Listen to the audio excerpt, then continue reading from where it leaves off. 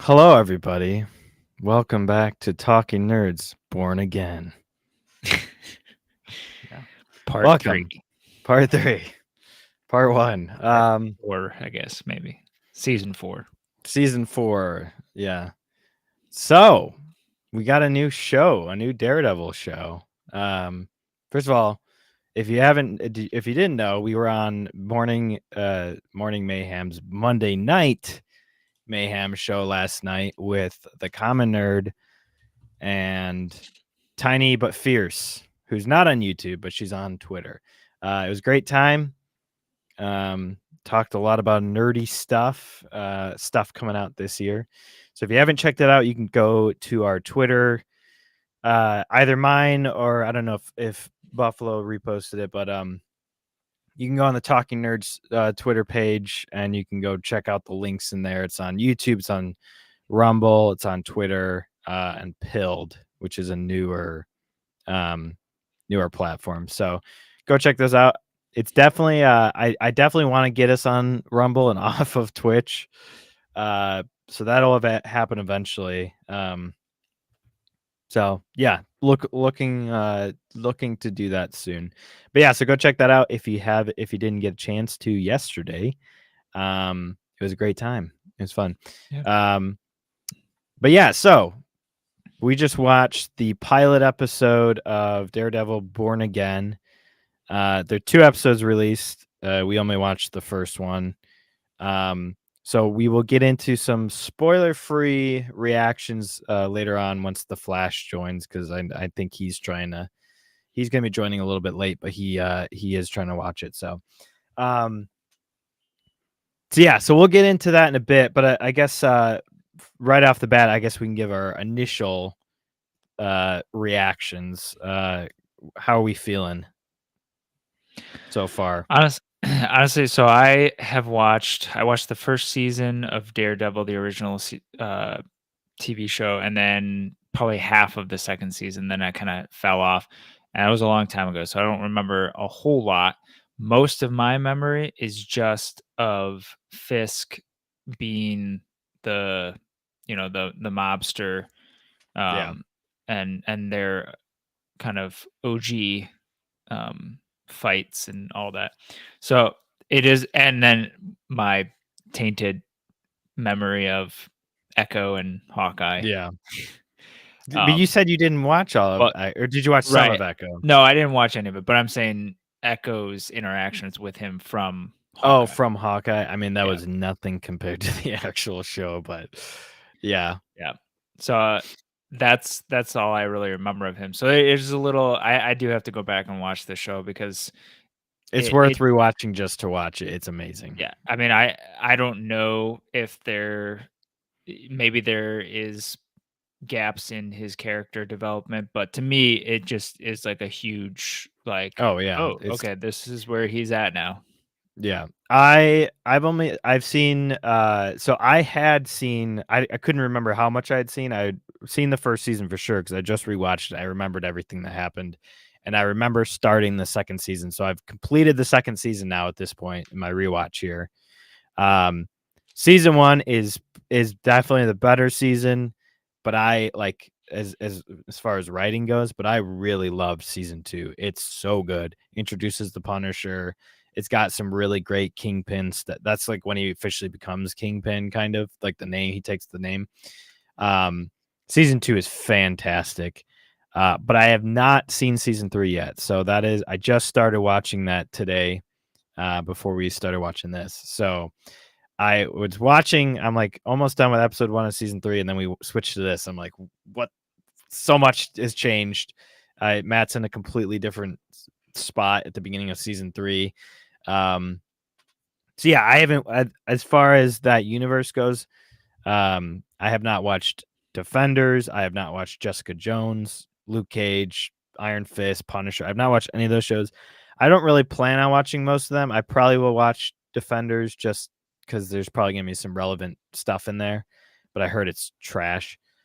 And I think I'll watch Punisher just because I love the character. He's great in Daredevil, and John Bernthal John is a Bernthal, yeah. great actor.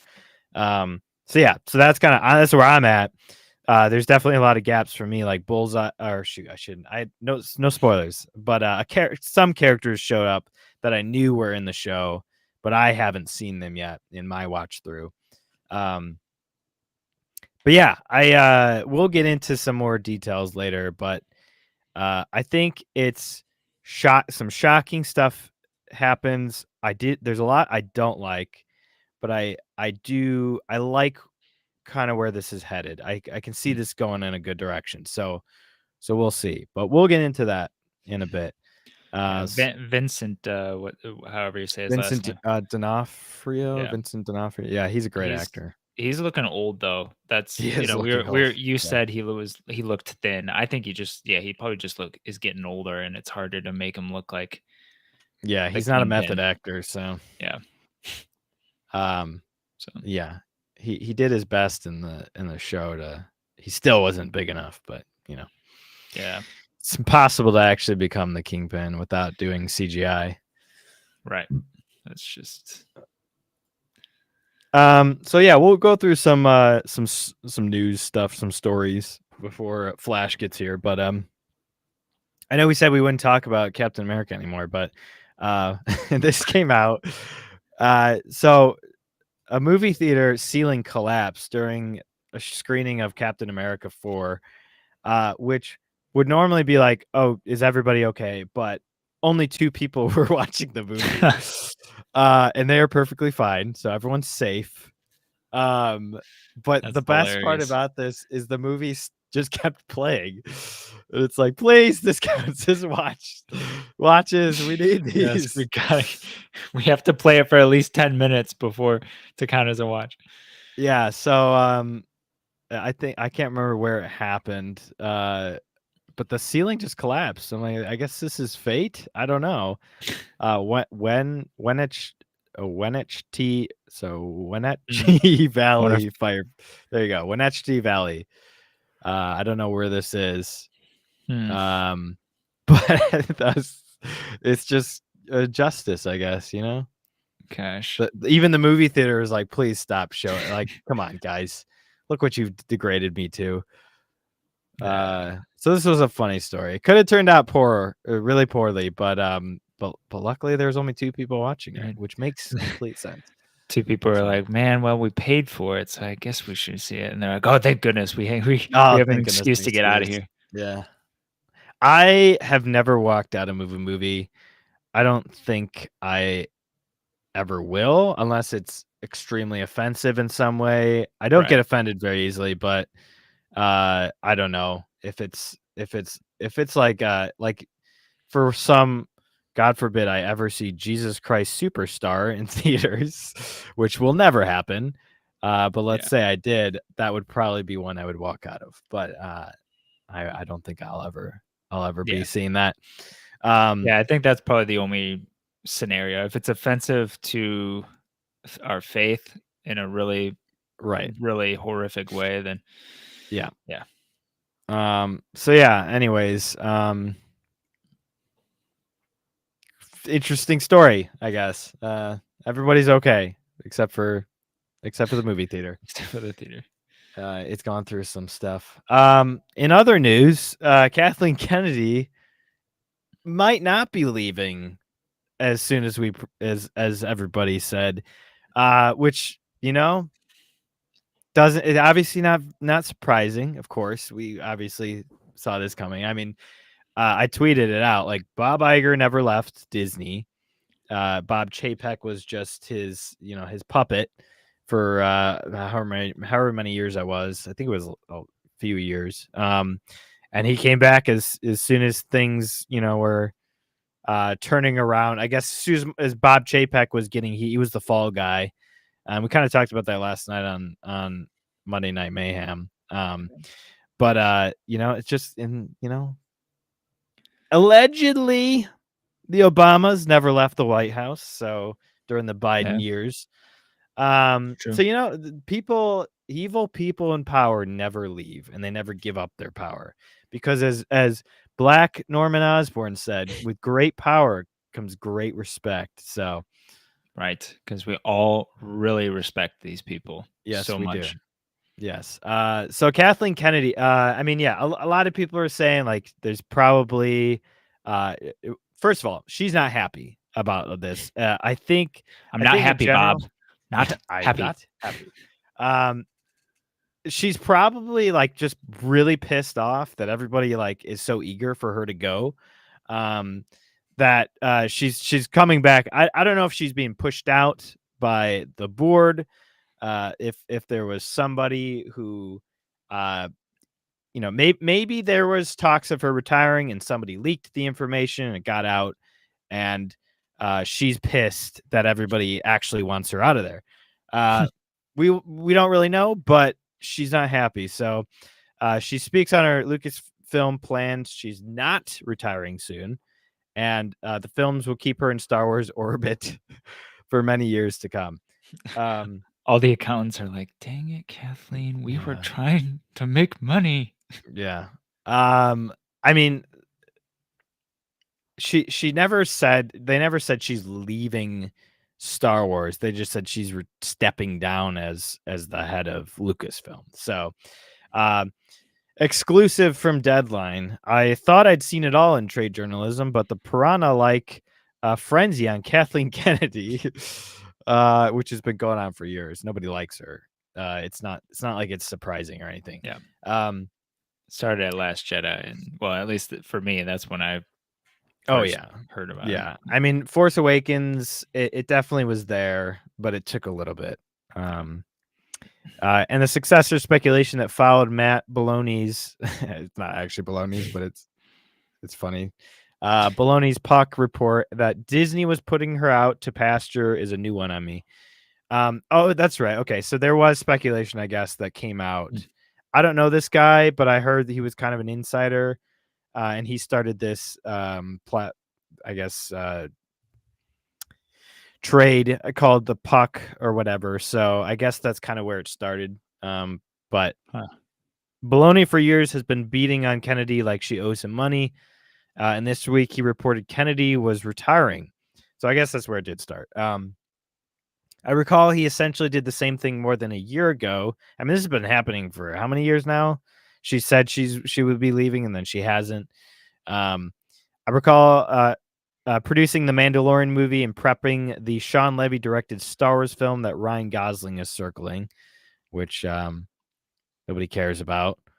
I did kind of hear about that. I was going to bring it I up, didn't but hear about that. there's really not much to report on it because there's literally nothing. There's nothing.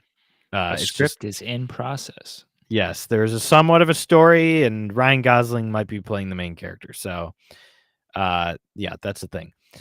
Sean Levy, I believe, I forget what Sean Levy made, but I don't think it's anything great. Search Sean Levy. Oh, Deadpool and Wolverine. Deadpool. That's what it was. Yeah, Oh, he did that's make right. Free Guy though, and that was enjoyable. I did like Free Guy a I lot. did have fun with Free Guy. Yeah. The Adam Project was not good. Night at the Museum Not was the museum. The first one was pretty good. first one. They definitely went down after that. Real Steel, I've never seen that. I know people like it. I don't really know much about it. Just average, mediocre. Pink Panther. Arrival. A So mixed he's got bag. some stuff in his so interesting. But anyway, Sean Levy is directing as well as numerous other film and streaming projects with A-list participants. Is Daisy Ridley an A-lister? She's a lister, but I don't know about a lister. Yeah. How about no? Still, the trades followed with gusto, dishing speculative reporting on who might succeed Kennedy. The takeaway was chaos and that Kennedy was being pushed. The reality is different and far more orderly. Well, from what we're hearing, at least from Kathleen. According to insiders, Kennedy has been working on a succession plan for a couple of years. That's the thing about people in power, though. They never want to give up power, which is why Kathleen Kennedy surrounds herself with idiots, because as long as they're dumber than her, she gets to keep her job. It's like Obama with Joe Biden, Joe Biden with Kamala with Exactly. the guy that we don't remember his name. Yeah. For a couple of years, eyeing candidates from within the process with Bob Iger and Alan Bergman. That puts someone like Dave Filoni, who knows the universe inside out, in a strong position. I don't know if it's going to be brought up in this article too, but Kevin Feige was floated around as well. And I think he actually he had like a whole like presentation kind of how he would run Star Wars. And it was kind of like here's how I'm going to save Star Wars. And I don't think Kathleen Kennedy was happy about it. Not that he's like the the savior of anything. He certainly hasn't done great with the MCU in recent days. Well, this is kind of zoomed in. I don't think, again, a smarter person than she is, in at least. And I don't think she was happy about that. Kenny's been working on a succession plan. Okay. I admire Baloney's hustle and ability to turn over hard ground, but his penchant for defining industry people like Kennedy is disparaging ways. I just don't understand that. I didn't appreciate when Deadline founder Nikki Fink did it here, and it feels like appetite for Schadenfreude is nowhere near as high now. Given how this business is still trying to regain footing after the global pandemic. Are we still talking about this? I love everything wrong that's happened in Hollywood is blamed on COVID and the strike. And it's like, maybe we're still trying to recover. Yeah. Jeez. The year-long labor strike. Yeah, there it is. The year-long labor strikes, and most recently, the devastating wildfires that ravaged Southern California. Guys, Sheesh. Yeah, because that affected your stop ability blaming your to problems write on and everything make. else. Yeah, That's so dumb. Kennedy would seem an unlikely target for ire in good times or bad. 13 years into her run steering Lucasfilm, she has done much with the challenge of trying to broaden George Lucas's Star Wars vision after Disney bought it from him for $4 billion back in 2012. No, George, your vision's too small. It's too focused. I know. And I think she even said that, like, right after they bought it, that like it's gonna be a challenge, but we're up for the challenge of finding fresh new ways or whatever. It's like, just make what he made. Like, just you had, and I think she even said, she went as far as to say, it's not like Marvel where we have like comics and books to really to guide us, source material. It's like, are you stupid? You have the extended universe. You have so literally probably like the biggest collection of novels for IP there is. I mean, comics are different, right? But then books, but there's so much that you could have used. But of course, they had to decanonize all of that, make it legends, and so therefore, there's nothing we can use.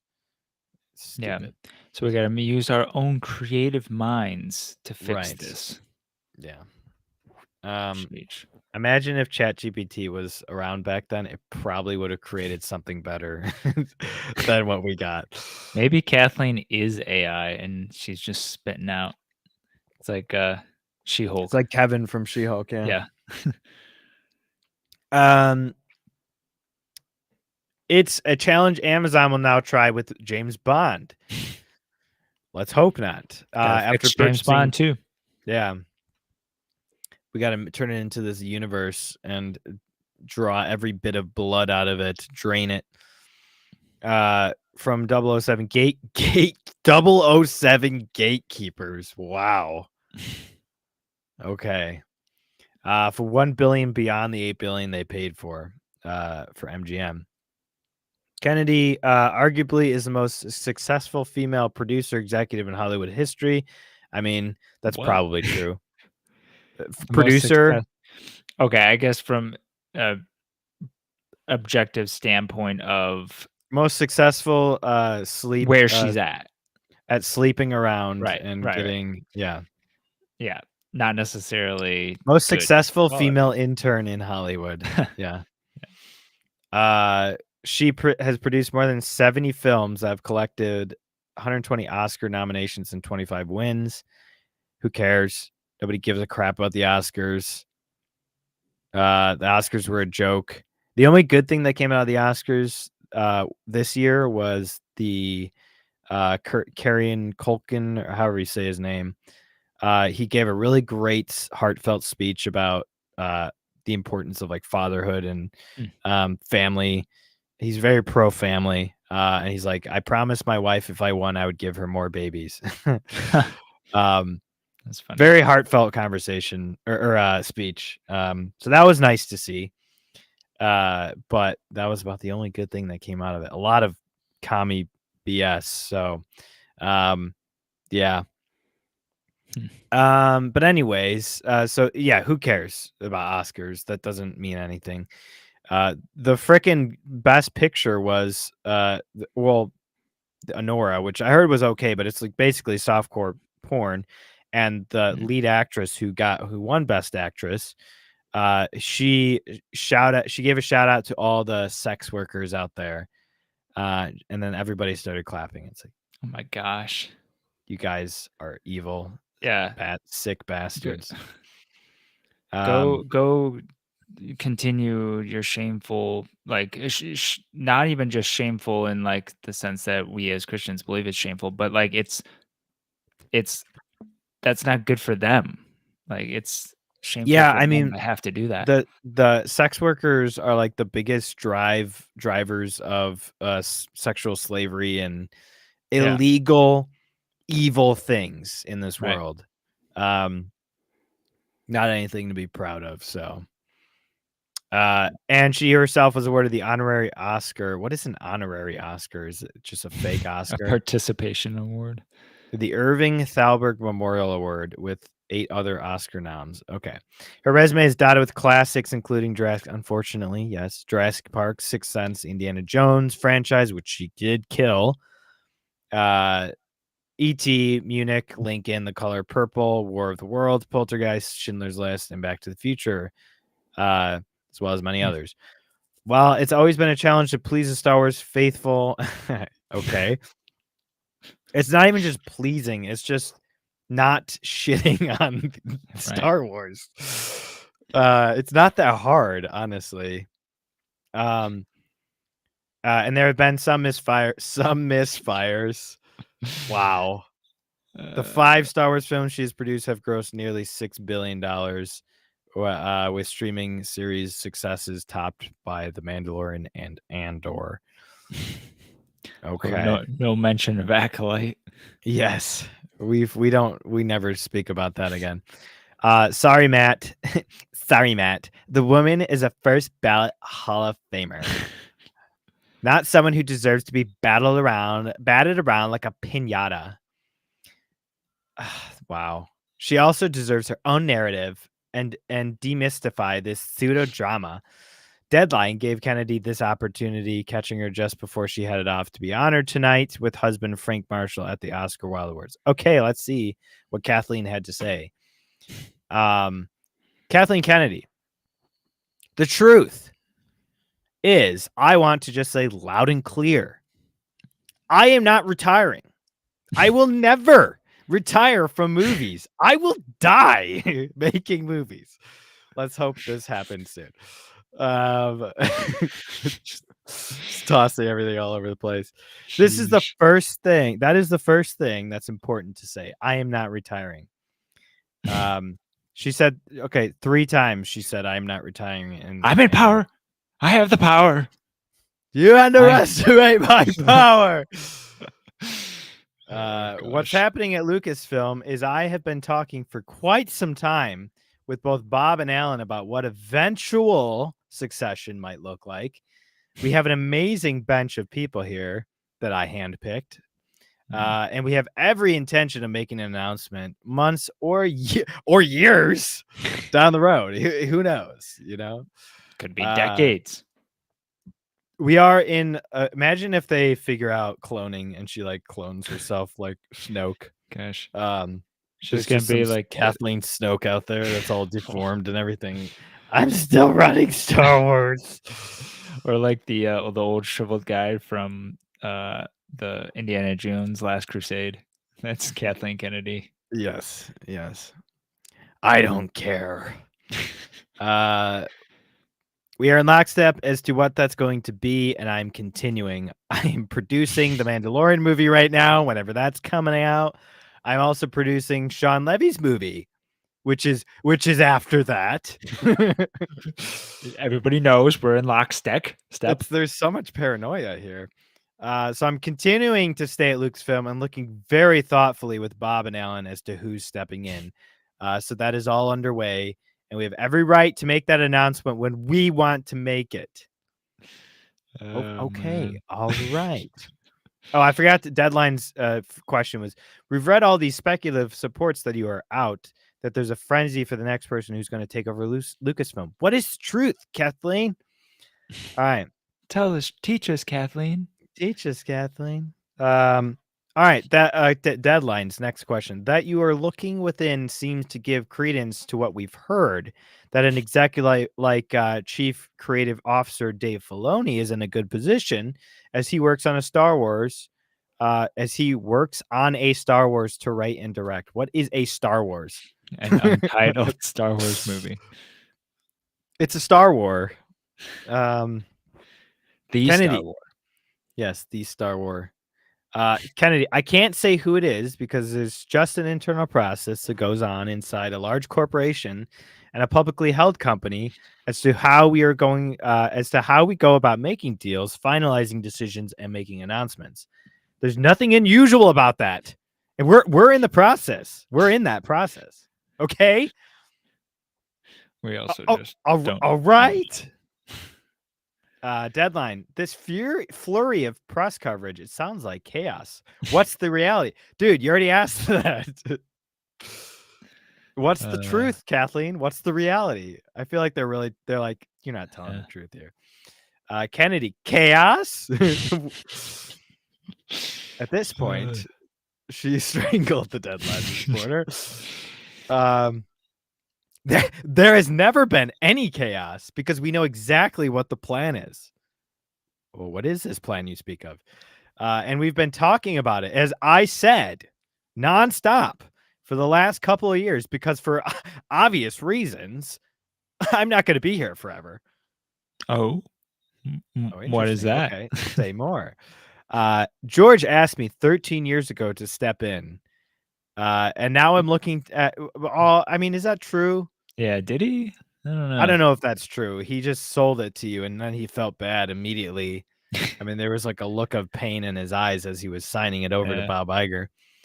And now I'm looking at who's going to replace me. And as I said, we have a bench of people internally to handle the business, the creative side.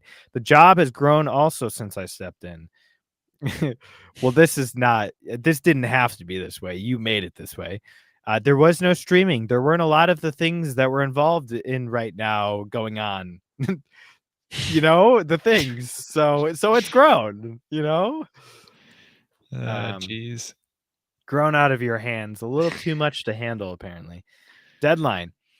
So how far down the road do you expect before a change gets made, and then you go off and produce those two big Star Wars things? The thing. The Star Wars things. The Star Wars. The wars? Wow. The stars? Kennedy, we'll probably make an announcement. She just sent this already. We'll probably make an announcement months or a year out, and I have every intention of sticking around to help that person be successful. Sounds very familiar. I'm already producing the Mandalorian movie, as I said, and Sean Levy's is after that. What is happening? Can we ask you just one more time? One more time. What's going on here? What's with all this chaos? Deadline. I recall that these same retirement predictions were rendered a while ago. This is true. And you re-upped, and here you are. What do you make of this fixation on your job status? Oh my gosh. I truly don't know. And any discussion previously about me retiring or quitting or any of those things, that's complete rumor mill because through all these reports, I've just continued doing my job and continuing my contract. Nothing unusual, and it's all just been Nothing manufactured. going on here. Yeah. Nothing unusual. Deadline. The connotation is you're being pushed aside in need of being replaced. That's not what I've heard. Though that's not what I've heard. Kennedy, it is absolutely not the case. It could not be further from the truth. And everything that we do inside of Lucasfilm is in lockstep and communication with Disney. So like the South Park episode, put a chicken and make it gay and lame. Okay, Disney. That's their communication with Disney. Jeez. We all know what's going on. I don't think you do though. No. That's like so dumb. Like, come on, guys. The Emperor's new clothes here. Yeah. The communication has been completely collaborative, as you would expect. Well, yeah, you would expect that in a multi-billion-dollar company. Yes, of course, the biggest independent entertainment company in the world. Yeah, of course. This is a big piece of business for them, as they want to empower me to help them make the decision and that choice. I'm doing that. Deadline. I'm placing some blame on Marvel's Kevin Feige because he had that magnificent streak of superhero hits and set an impossibly high bar. But now he's starting to take shrapnel. Well, Star Wars has taken shrapnel long before Marvel or the MCU. So, yeah, where's the blame on Kathleen Kennedy here? How daunting is it to run a company based on beloved and iconic IP? What's been the most challenging thing about running Lucasfilm when fans of the original trilogy measure everything against it and don't see the business need of broadening the franchise when Disney paid so much for it? What does that matter? Yeah. You paid $4 billion because it's the biggest cinematic IP in the history of cinema. That's why you paid so much for it, not to broaden the franchise. Right. You think you're going to just step in and help it because you paid so that you could help make it better and broaden its horizons. Right, because you know better than the creator of it. That is so incredibly malicious and just narcissistic, right, prideful. Yeah, that's out of touch too. It's very out of touch. I have a ladybug climbing on my screen right now. Go away. Yeah, that is when fans of the original trilogy measure everything against it. Well, you kind of would expect that because it's the continuation of the original trilogy, for one. Right. For two, it's really, I mean, part of it is that, like, obviously the destruction of the character assassination of Luke Skywalker, of Han Solo, of Leia. That is all, yes. Of course, we're going to measure it against it because these are beloved characters and you are taking a beloved franchise, the biggest franchise in history, and you're changing it. So, of course, people are going to be upset. But also beyond that, you just made horrible movies. So, yeah, just make good movies. You know, that shouldn't be very challenging for somebody who's apparently the most successful female producer ever, and a company like Disney, who's been making great movies since what, the 30s, 20s. I don't know when they started, but yeah. So yeah, it's just ridiculous. It's what Amazon MGM will now go through as expands the James Bond universe. Yeah, well, we'll see how that goes. Kennedy, it is something I think about all the time because of how much I've effed up. It's fascinating to think about how you sustain a brand, especially Star Wars, which is about to celebrate its 50th anniversary. How sad is that? It's going to be the 50th anniversary, and Mhm. What are we even gonna get for it? Literally nothing. Maybe the Mandalorian movie, the Rey movie. That's gonna be the 50th anniversary celebration. Gosh. Um, Yeah. and so to analyze and understand what was inspiring George when he created Star Wars, why don't you just go ask him? Yeah. When he was still looking at Saturday matinees and Buck Rogers and Flash Gordon, and those are the things of the past, so kill it. And politically, what he was reflecting in his stories, because Star Wars has always had a kind of world building. What? Yeah, no duh. And it reflects a certain amount of our society. No, it's just Star Wars. It's just Yeah, a it's just a world he fantasy. built. Stop trying to shove your ideologies into everything and stop trying to imagine what it would be like in this world. We don't think of Star Wars as this world. It's its own world. It's a galaxy far, far away. That's the first thing, because he's trying to take you out of this world, out of our problems, escapism, get out of all the issues that you have in your own life to enjoy a good story, characters you can like, and a world that is really Mhm. cool. It's not Yeah, meant to be anything reflective of our society or our world. yeah. It's just Um, good versus evil, and we know clearly what is good and what is evil, yeah, it's yeah. not this gray So, mixture of crap. the world, needless to say, is changing by the second, and consequently, the audience has changed dramatically. That should never matter, actually, because good stories, impact everybody, and they will continue to impact everybody until the end of time. It's not gonna change, the writing is not gonna become worse, because of new generations. The old generations can pass it on to the new generations, and the new generations will grow up with it and appreciate it and enjoy it. Maybe they won't. Who cares? Whatever. But just because there's a new generation doesn't mean that you have to suddenly change something to fit that generation. Right. Nobody That's in the 70s, that didn't reflect what people were like in the 70s. People were shocked and amazed that at this new thing that was Star Wars. It mhm. didn't matter what was going on in the 70s. Yeah. Um, But it's also just about, I mean, in a sense, it's like, okay, if they truly believe the audience is different and that they have to cater to whatever audience will get them the greatest profits, which is not working.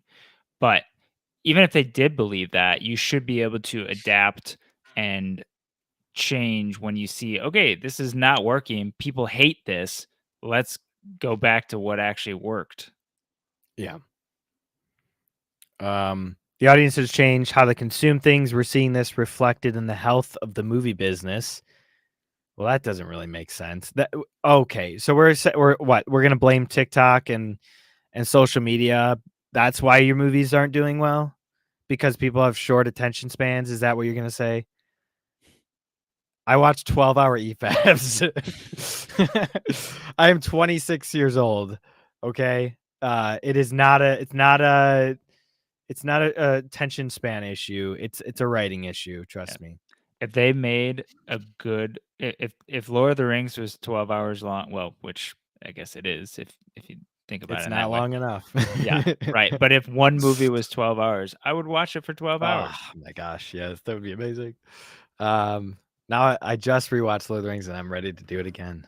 Um, we're seeing this reflected in the health of the movie, what it really means for streaming and what all these other platforms that may be on the horizon. You're trying to look forward, and at the same time, you're trying to create stories that feel familiar.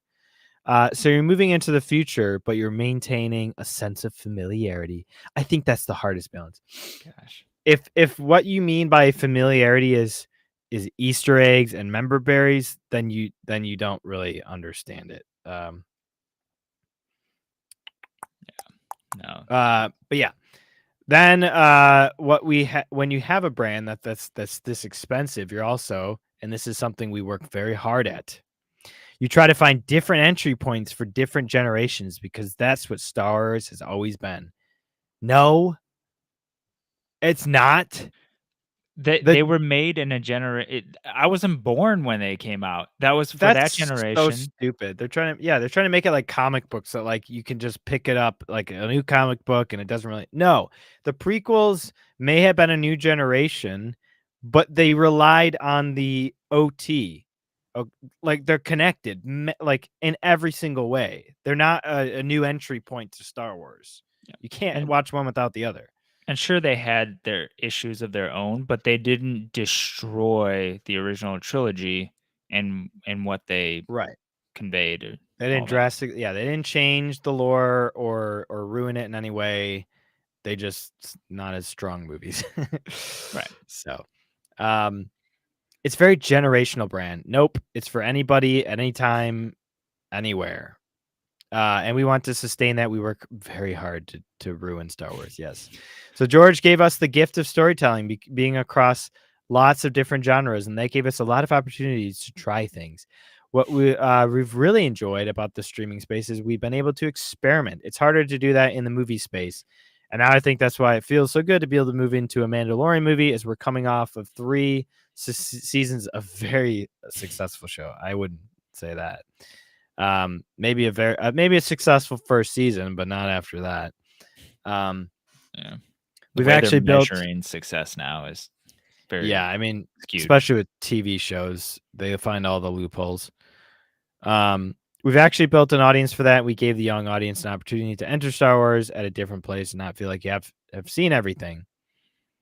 That's so stupid. It makes sense for comic books because you're spanning 100 years, of comics. You're almost 100 years, not actually, but we're getting close actually to 100 years. And that is actually kind of crazy. The reason comics is because there's so many different writers, there's so many different retcons, and it gets really confusing. There's so many issues of comics out there that you have to kind of do that a lot. Star Wars is 6 movies. So it's not that hard, first of all, to watch them. And if you enjoy Star Wars, you're going to want to watch everything anyways.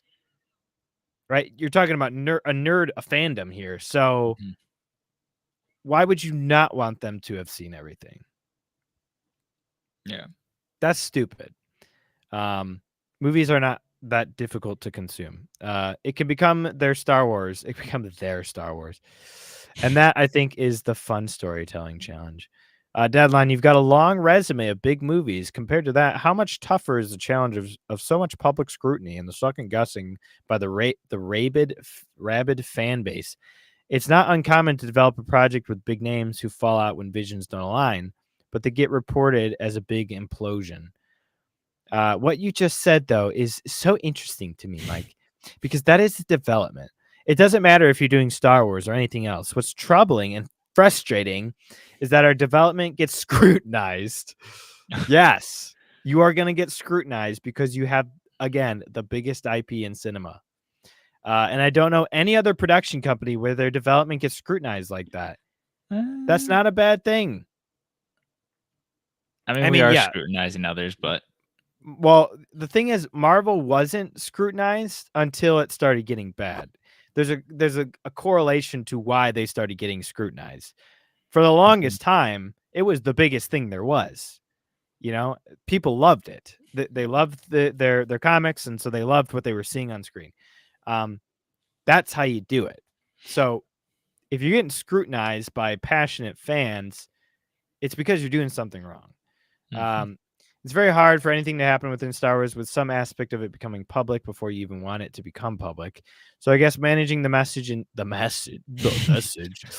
some way is also quite a challenge because, of course, not every single thing we put in development we are going to make. More like anything. There's so many Star Wars movies. Some we just can't put out because it's too much. It's just too much. That's not unusual, but we want to make those things that we feel are the best. We want to make those things that as time passes feel relevant to what the audience is responding to. You still haven't gotten it though. You still haven't found what's relevant. So there's constant discussion around that. So yeah, that's a tricky one because a lot of the scrutiny around Star Wars and the negativity, the toxic fans, has been about development. Of course, really development. Of course, we're going to develop lots of different things with an understanding that not everything gets made. I don't understand that at all. Like, just pick something and make it. It's just excuses. They don't have no idea what they're doing over there. Deadline. I broke a piece last fall about Simon Kinberg making a deal to write and produce a Star Wars trilogy. How's that going? We're absolutely rolling fast and furiously. That has gone exceptionally well, and he's literally going to script as we speak right now. He's doing it right now. I promise. We'll see something probably around June. Mark your calendars, everybody. Right. Let's see. Simon, if you remember, sorry, I thought she was talking directly to him. Simon, if you remember, he did some work with us years ago with the animated show, you know, that one. whatever, which was really wonderful collaborative experience. And then he got very, very busy with X-Men and then recently became available again. And he he segued into this skewed into the space beautifully. We're really excited about where that's headed. That is he's just not interested because of how horrible Star Wars is. I don't know. I guess I don't know this guy, but like what a way to just say he's just not returning our calls. I mean, okay, we're obviously just listening or reading the transcript, but did she seriously not remember the name of the animated show? The animated show. Like, come on. This sounds like a ramble, of course. She's trying to pull stuff out of thin air. But all right. If you were hired to write a script for Star Wars, that would probably be your number one priority and your biggest job that you have. X-Men's pretty big, obviously. I don't know if what in particular she's talking about there, but Star Wars, yeah, I would clear my schedule for Star Wars. So something maybe is wrong here. Deadline, there are spin-offs, and then there is the core Star Wars story broken into trilogies. Is that a continuation? Is this a continuation of that? This is the next iteration, the new saga that moves us into the future. I'll believe it when I see it. Deadline, and the one by Deadpool and Wolverine, director Sean Levy. That's also in the future. You remember that? Yeah, that's also in the future as opposed to the present. Yes. It's all post the first 9. Sean's is a standalone Star Wars story that'll take place post 9, maybe 5 or 6 years out. I don't know. Okay. And Mandalorian really stands on its own because, she's moved on. We're talking about Mandalorian now. And Mandalorian really stands on its own because there we're dealing with a whole era, a whole other era in the New Republic. We have other development going on in that space as well. So that's the space that we're pretty much focused on right now at the moment, because obviously with Mandalorian, we have a pretty good sense of where that's going. Bo-Katan, that's where it's going. And with this, it's all pretty much new characters. Again, new characters. We may bring, a new quirky robot. Great. It's going to be the best character in the movie, probably. We may bring some of the characters back from the sequel saga, but pretty much new characters. So stupid. Or more little like alien animals that like jump up around and spin in Babu Frig, hey! Gosh. Deadline, how many development type projects do you have percolating that you feel confident will turn into something down the line? What's real, Kathleen? What's actually happening? Kennedy, to play it safe, you are the head of Lucasfilm. You should know these things. I'd say 3 or 4 right at the moment. And a large part of it, Mike, is who is the talent we're attaching? And that's a challenge because nobody's returning our calls. And that's a challenge in and of itself these days because people get really busy. Too busy for Star Wars. So you find yourself having to wait with a lot of the top talent doing streaming and movies now. They're juggling schedules. And when you do Star Wars, you pretty much have to step into it and not have any other competing work going on. It's a good 2 to 3 years minimum commitment, and that's tough to get top talent to be able to carve out that amount of time. So that's part of the challenge as well. And nobody wants to kill their careers. All right, so there's some other stuff. Any others that I forgot? Well, I keep waiting for Taika Waititi. He's working with another writer now. He's so busy. I love him. I think if we ever do get a script from Taika, it's going to be fantastic. I already saw First Act that I love, but tying him down is tricky. So he's written a first act, and then he just kind of dropped it, moved on to something else. It just doesn't make any sense at all. I still remember seeing his Thor Ragnarok, entering with low expectations, watching his exuberant vision, and thinking, this is what you want when you go to a movie theater on a Saturday night. He didn't even well, okay, so he did direct it, but he didn't write Thor Ragnarok.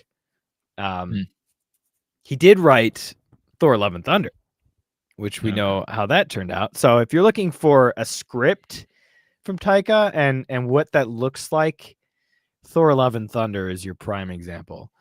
Kennedy, it's so true, and that's exactly the tone we're always looking for with filmmakers who can pull that off. It's not like they're a dime a dozen. You're really trying to find the diamond in the rough, and he's one of them. So even when you... I'm a rock monster. If you push me hard enough, I'll become a diamond.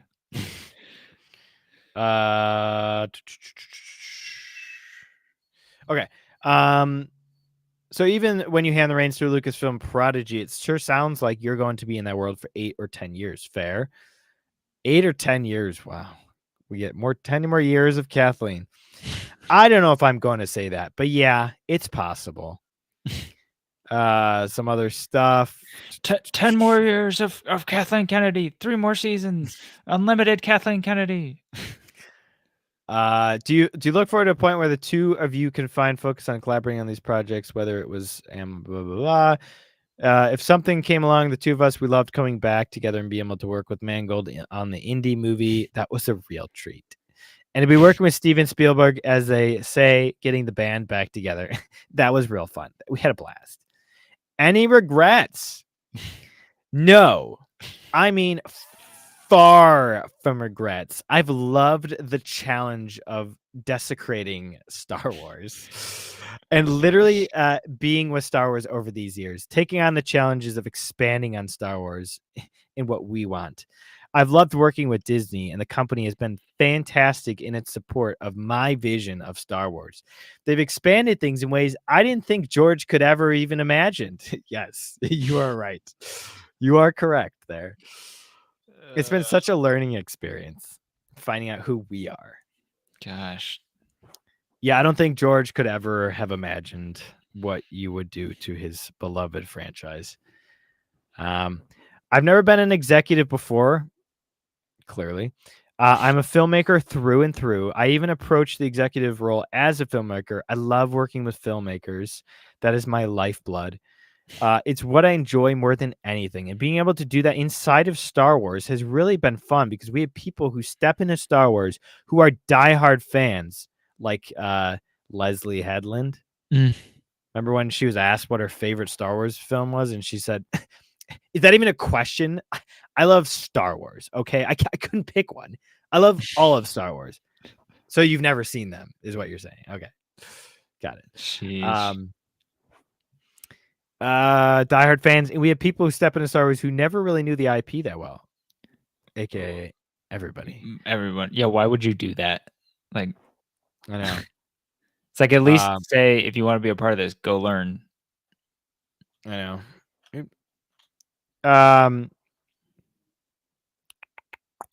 And you look at someone like Tony Gilroy. He has done transformative, exceptional work. I've been working with Tony for more than a decade. I don't think Tony would have ever imagined he would have done that. That creative experience on Andor has been fantastic. And the second season coming out next month. 2 final questions. Will you step out of Lucasfilm boss this year?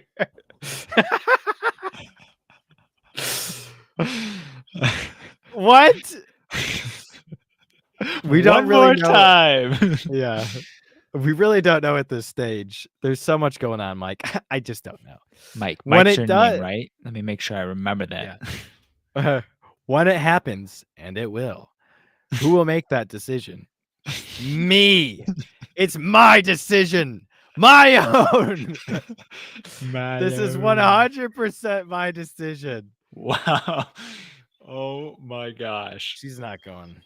She is bat Dude, this shit is a crazy. psychopath. Wow. Holy cow. 2 more questions. Are you stepping out? And who will make that decision? You've already asked that 5 times, Mike. You got to appreciate his like persistence. He's poking the bear here. Oh man. Me, my own. My precious. Oh She's wow. gonna start losing her hair. Sheesh. Well, there you have it. Kathleen Kennedy's not going anywhere. It's her decision, and when she feels good and ready, she will make that decision. Yeah. In Wow. other news, James Gunn was disappointed that nobody reacted to his picture with Zack Snyder. Basically, their attempt was they didn't want any bad blood between fans. It's like nobody cares.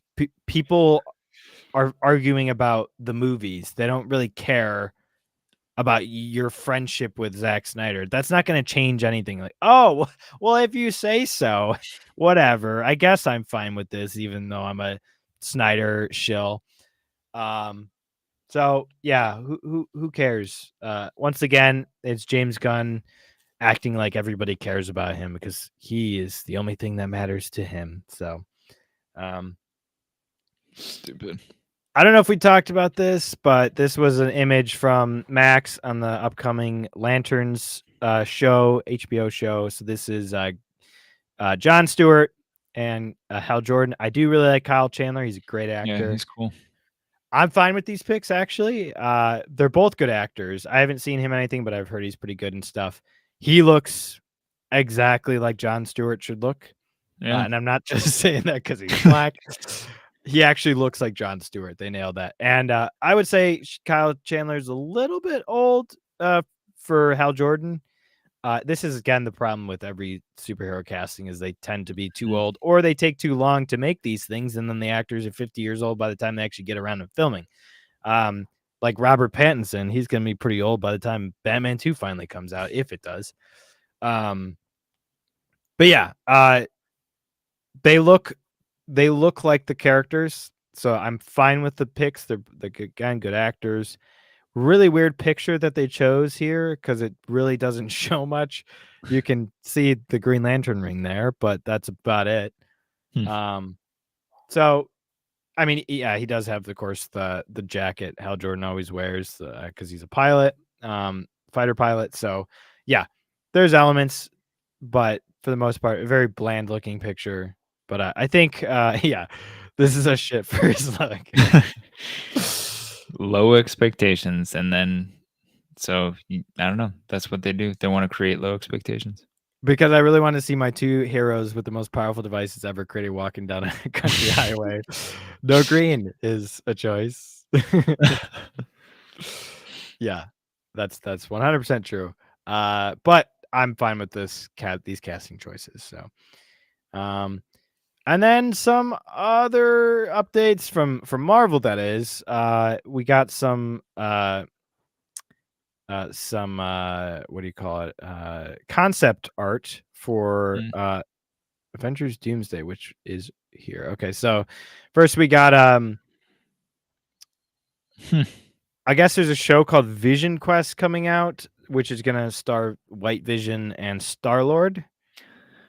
Looks like another Fat Thor situation. What is going on in this movie? Vision sucks at later. Gosh. Well, that's another thing that's like, okay, just like the Celestial, it's like, what happened to White Vision? Where's White Vision been this whole time? He just kind of effed off and did his own thing after WandaVision. Star-Lord. Well, this is the Young Avengers in Avengers Doomsday. This is the Avengers, basically, the Young Avengers.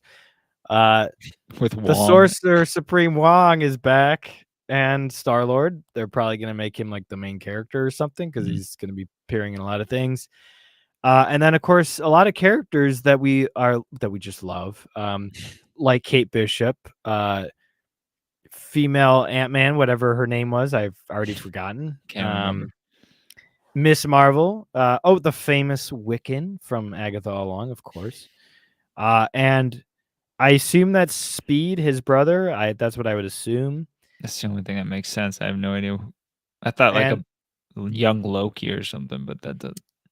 yeah, I think that's who that's supposed to be. And then this is I forget his name, but that's a X-Men character from the comics that I don't know. Oh, Dupe. Yep. I don't know what the heck he's doing there. Dupe. But okay. Dupe is in it. So yeah, Young Avengers. Yeah, that's the Avengers. Fantastic. We got our first look at Doctor Doom. Obviously, this is concept art. Looks good, but guarantee this will not be what it actually looks like. Worst move to hire one of the most iconic cinematic actors play Iron Man and now a different role. Yes, I agree 100% with that. Yeah. They're turning their most beloved and heroic character into the one that destroys the universe. Great choice. In the words of Kathleen Kennedy, we need a sense of familiarity. Oh yeah. They even turned. Ultron got him into a woman. Ultron got boobs, so that's something. Jocasta, I guess. It must be a comic book character. I've never heard of her. Hello, dear. Wow. Yeah, I guess she's been in. Whatever. Who cares? Yeah. And there's Ironheart. Yeah. The only surprise will be that they're finally airing Ironheart after filming. Yes. Sheesh. They had to rewrite it. The only surprise is they're still releasing this. And then there was concept art for female Silver Surfer. I don't know what that. Let me see if I can even just find it here. Female Silver Surfer.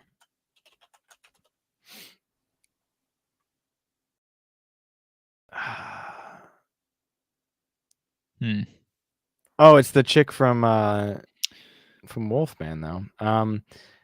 Oh, here it is. Yep, that's the one. So that's a concept art. So we already know Fantastic Four First Steps is gonna be horrible. Oh yeah, there's also this the Hulk family. She-Hulk, Hulk, and Scar on a world of Hulks or something. I mean, like, how does that happen? But yeah, I think that's it. Oh, there's a Black Panther one too. Yeah, I think this is supposed to be his son finally becoming black. I don't know how that's gonna work. He's a kid right now. Remember at the end of Wakanda Forever, he had a son, a secret son. Oh gosh, no, I don't remember. Yeah. one of the many end credit scenes or mid credit scenes that will never see the light of day again. That's convenient. So yeah, lots of interesting stuff here. Does it get any hype? Not for me, at least. Maybe somebody's excited for this. I am not. Yeah, let's just sit around a little table and joke and probably make fun of Star-Lord about how he's a bumbling idiot. Right. If he's the main character, I'd be fine with that. But it's no one else is gonna be great in it, so who cares? This is gonna be like the nail in the coffin, though. I mean, like obviously, Fantastic Four is gonna determine a lot in terms of the future of Marvel, but with the Avengers, we haven't gotten an Avengers movie since Endgame, and so when it finally releases, a lot of people are probably gonna go see it. A lot of normies are gonna go see it, but once they all find out, oh yeah, Marvel's completely ruined. Even Avengers, there's not even a good Avengers movies anymore. Even that IP or that run or whatever you want to call it is ruined, that's just going to be it. If an Avengers movie can't make $1 billion, it's over. So Yeah. That'll be telling. Maybe that's why they're taking so much time, because they know what the inevitable is coming. Yeah. We'll see. Secret Wars is going to be just, here's all the characters you've ever loved. We're just going to throw them in here and see what happens, see what sticks. I don't think Flash is joining, so that blows. Got lost. So probably not. But anyways, spoiler free. We'll just kind of quickly go through the rest of this, but we'll definitely talk in more detail next week. 'Cause, by that point, you should have watched the episode. It just came out though, so we won't spoil it. But very, very shocking beginning. I kind of flipped out a bit. I was actually kind of upset by a certain decision that they made at the beginning of this episode. In the first 15 minutes, I will say a character, I'm not going to say who, but one character said, have reverence, something along the lines of, we should have reverence for the past and hope for the future, something like that. So that was a little telling, a little meta of a line that they put in there. There's a lot of cringy, but not necessarily cringy, I guess, just really poorly assembled dialogue between some of the characters. There's, again, I haven't finished season 3, so maybe this is kind of the character progression, but I think feels like there are certain character decisions that don't really make sense from those characters or reactions or how they treat other characters. It also just moves really, really fast and just tries to kind of get some things out of the way. And again, there's a really big thing that happens, and the fact that it happens and then is just moved on quickly, it's not really kind of given its proper amount of time that it should for something that big. Feels very kind of disrespectful to the show as it was, and the fans of the show. So I'm conflicted. I didn't necessarily love it. I was kind of pissed off by certain things, but I can see where they're kind of heading with it, and I think it could make a good story, but we'll see. Yeah. I don't know. Yeah. I don't have as much of a emotional connection because I haven't watched it for a long time. I never finished it, so it's that's not necessarily there. I can see how it could piss people off. But yeah, maybe they use it to really drive the show and drive the rest of the characters. So we'll see. Yeah, I mean, still could have set it up better if that's like I can. This is a good motivation, obviously, motivation for that character. It's just the way they did it was just dirty, and to the character, So I don't know. We'll talk about it more next week. Time will tell. I am going to try to binge the rest of season 3 this week before I watch the next episode, and I might watch a recap of Defenders because I'm not sure I actually want to watch it. We'll see. And of course, the Punisher, because he's going to be in this too. So there's so much that you kind of have to catch up on for this. John Berthal is getting old too, so that'll be interesting to see. Yeah, he's 48, I think. I looked it up. He's 48, and I think Charlie Cox is 42. Okay. But yeah, so we'll see. It could be good. It feels familiar. It's not like it's too Disney-fied, but I don't know. There were some things in there that I'm like, this is kind of starting to feel like She-Hulk. So, but we'll see. We will see. So, but yeah. Were you gonna say something? I was just gonna say Daredevil won't see, but we'll see. Yes, he'll feel. Yeah. So again, if you hadn't caught the stream last night on Monday Night Mayhem, you can go check that out on his channel, or go check out our Twitter. You can find the links in there. If you haven't subscribed yet, please do. I'm a little behind on posting some clips from last episode, but I will do that hopefully this week. Go check out our Discord and go follow Whiskey Mishaps on Spotify and all the places you listen to your podcast. Yep. Go check us out. New episode dropping tomorrow. Perfect. What's the bottle? It's not a specific bottle. We're switching it up, and we're doing a blind. So nice. It'll be a surprise. You have to go listen to find out. Yeah, cool. I forgot to put the ticker here. There's our socials. Go follow us on there. It is actually talking_nerds. Come on, Bluey, you messed it up. Update. There we go. Talking_nerds. Bluey, Buffalo Bick, Biggie5547. Go check us out and subscribe and like the videos and all that stuff. All that jazz. And thank you for watching, and we will see you next week. Peace. See ya. We were just discussing ideas of what to do with the new Prince Eric movie. Put a chick in it, make her gay! Yes, Miss Kennedy, some of the execs are just expressing that maybe... Well, that maybe we should go a different route than we did with Indiana Jones. Fuck Indiana Jones, put a chick in it and make her name it gay! Sure, yeah. Well, let's try that. Again.